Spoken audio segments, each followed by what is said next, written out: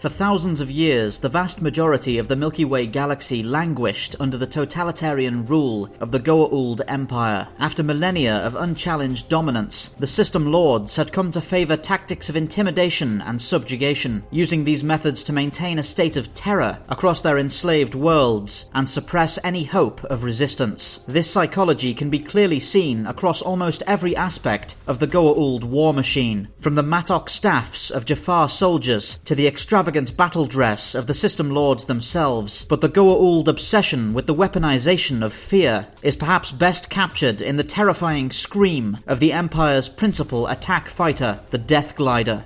At a length of 8.5 meters and a wingspan of 13.9 meters, the Death Glider is built around a simple but identifiable crescent shape, featuring retractable wings that allow the fighter to take up a smaller amount of mooring space aboard Goa'uld warships. A standard Death Glider offers 2 flight seats, equipped with neural interface systems, and while the fighters are frequently crewed by a single individual alone, the addition of a co-pilot allows the weapon systems to be controlled from the aft station, freeing the pilot to focus solely on combat maneuvering. The Death Glider is armed with a pair of fixed wing-mounted staff cannons, each able to discharge bolts of plasma energy at a fairly low rate of fire. The staff cannons are self-contained weapons that can be detached and mounted on tripods for use by heavy infantry, but they lack any computerized targeting system, making them extremely inaccurate in ship-to-ship dogfights. This was not considered to be a serious drawback, as the Death Glider was almost exclusively used in massive swarms that could bring a huge amount of firepower to bear on any target. But gliders that became separated from their group could be easily defeated if faced with a more versatile attack fighter, such as the teal'c F-302.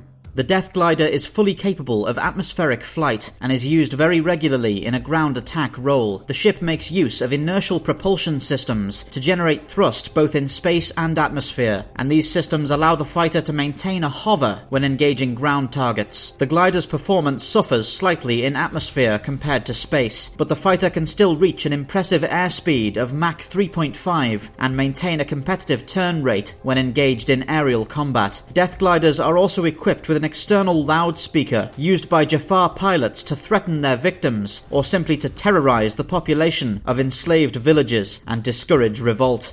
The vast dominion of the Goa'uld Empire includes thousands of worlds, each housing numerous settlements. In order to maintain control over so many subjects, a cheaply produced short-range version of the Death Glider was developed that could only operate in atmosphere. These garrison fighters were known as ubiquitous and came into service during the reign of the Supreme System Lord Ra. The ubiquitous design is open-topped, featuring no canopy, and carries only a single pilot in full battle armor who is forced to rely on eyesight alone to target the ship's weapons. ubiquitous fighters are most often stored on simple landing strips around the most far-flung settlements of the Goa'uld Empire, and are also kept within Cheops-class assault vessels for use in some planetary invasions.